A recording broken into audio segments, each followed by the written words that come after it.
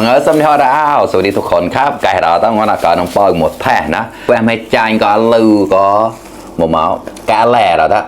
แกงไข่ไก่ครับแล้วก็มีมันฝรั่งแล้วก็มีปลากระป๋องด้วยครับ3อย่างเลยครับมากินด้วยกันนะครับปิ้งเชียนกับมูจอเราถ้าเชียร์เหมือนกันนะก็น้ำนับหมดแท้เราถ้าเจ้าเชียนนับตรายที่เราทำมูใส่ถั่วได้นะกับข้าวอย่างเดียวก็เลยใส่ถัดมาเลยครับจะได้จบไปนะมากินด้วยกันเลยครับการเลือกวิเชียที่ปาได้เอ็มแรกเราดีนะเลยพุทธฮอตก็ตั้งเก่านกแล้วพันเดอร์ไลค์เดอร์แชร์กันมาต่อนะฝากกดไลค์กดแชร์ด้วยนะครับเพื่อนๆมาครับวันนี้ใช้มือเหมือนเดิมเลยครับมาครับโอ้แต่ก็ได้มาเต็มถาดอยู่นะมาเนี่ยปลากระป๋องไม่รู้ว่ายี่ห้ออะไรนะไข่ไก่2 ฟองตอนนี้เหลือนะพาวินงนะครับหอมมากเลยชิมอันนี้ก่อนมันฝรั่งลูกเล็กอร่อยพ่อญาติแล้วนะชิปปังกระแทกแล้วมาคำแรกนี่เลยกับปลากระป๋องมาครับคำโตโตหมอกโตโตตอนนั้นแล้วอะ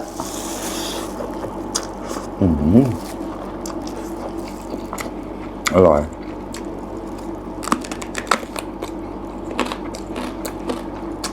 บอกครับลงกับเราแล้วมะเขือโปกเองนะครับกรอบๆอ่อนๆอร่อยมันฝรั่งอร่อย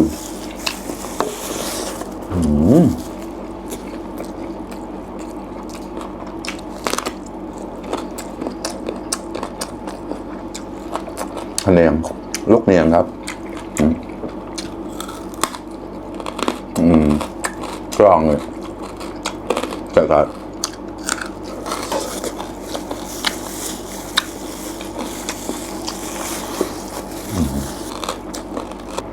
มาตุ่ม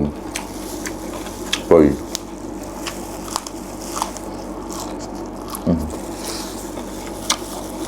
ยอดมาตุ่มนะครับไม่ใช่มาตุ่มอร่อยข้อมากันแล้วนะไข่ไก่ไม่จ่ายนะด้วยมาครับขำโตโต้หมอกโตโต้ตอนนั้นอะดี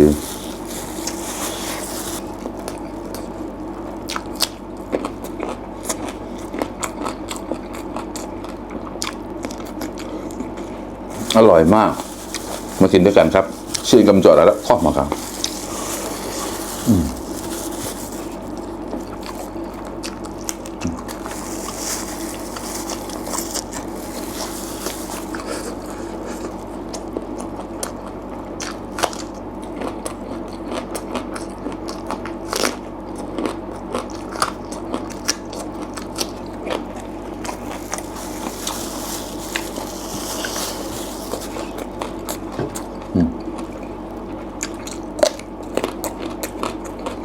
ก่อนจาน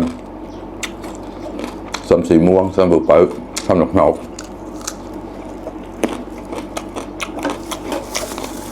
นั่นนะอะไรก็เลยข้อกับข้าวอย่างเดียวใส่ถาดไปเลยครับง่ายดีไม่จาน